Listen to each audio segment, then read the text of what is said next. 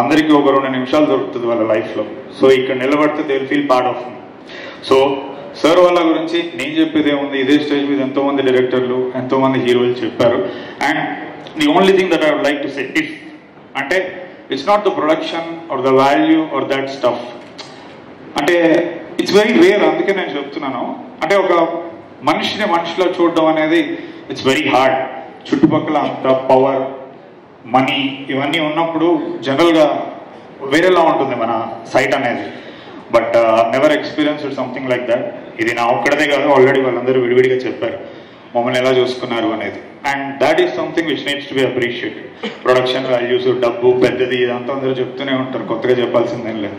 But మమ్మల్ని ఎలా చూసుకున్నారు, మమ్మల్ని ఎలా నమ్మారు అనేది సంథింగ్ నేను చెప్పాలి. So thank you sir. It's a very little thing, అంటే you are really contributing something to cinema. And అందరికీ కూడా బయట తెలుసు, బడ్జెట్ వైజ్ 8 ఇస్తే ఖచ్చితంగా అంటారు. అది నేను మడం తిప్పుకోకుండా ఇక్కడ చెప్తున్నాను, without a doubt any given. Thank you sir. ఎందుకంటే నా ఒక్కడే కాదు, ఇక్కడ ఉన్న చాలా మంది డెబ్యూటెంట్స్ ఒక డ్రీమ్స్ రంగీల పాటలో చెప్తారు, ఎత్తిన చేరుమే అప్నే చేరుకు ప్రశాంతి అని. అంటే అవి గుర్తుపట్టుకోవడానికి ఒక అవకాశం, ఈరోజు వాళ్ళకు ఒక ఉనికి మీరు ఇచ్చారు. This is really bigger than money. So for that మా అందరి తరఫున, అక్కడ డ్రీమర్స్ అందరి తరఫున థ్యాంక్ యూ.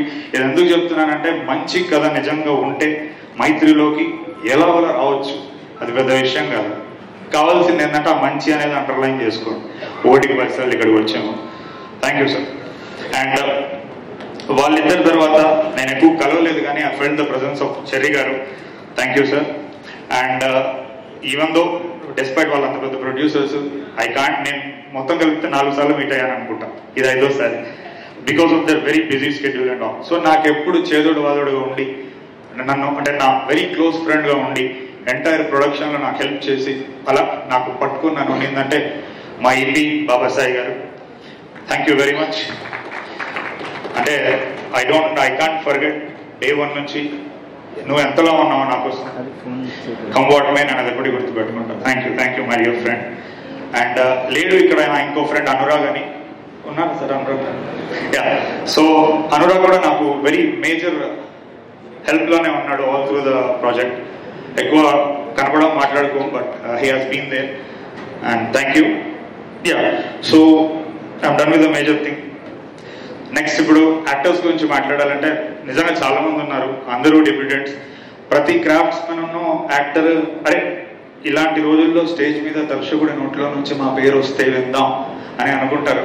కానీ నేను అలా చెప్పాల్సిన వ్యక్తులు చాలా మంది ఉన్నారు. ఇక్కడ ఉన్న వాళ్ళు కాదు, చిన్న చిన్న క్రాఫ్ట్స్. ఇప్పుడు టీజర్ 2లో అమ్మాయి వర్షంలో ఇలా తిరిగినప్పుడు జుంకి ఊగుతుంది.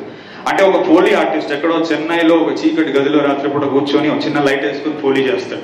నేను అలా చాలా మంది గురించి మాట్లాడాలనుకుంటున్నా, మిక్సర్స్ కానీ డిజైనర్స్ కానీ. We got some very good technical stuff, నేను చెప్తాను అది.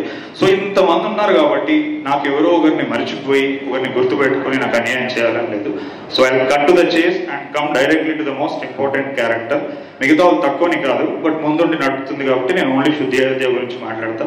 మిగతా వాళ్ళందరి గురించి ఇంటర్వ్యూల్లో పని కట్టుకొని తీసుకొని మాట్లాడతాను. Sorry, I can't much, time కూడా తప్పుతుంది.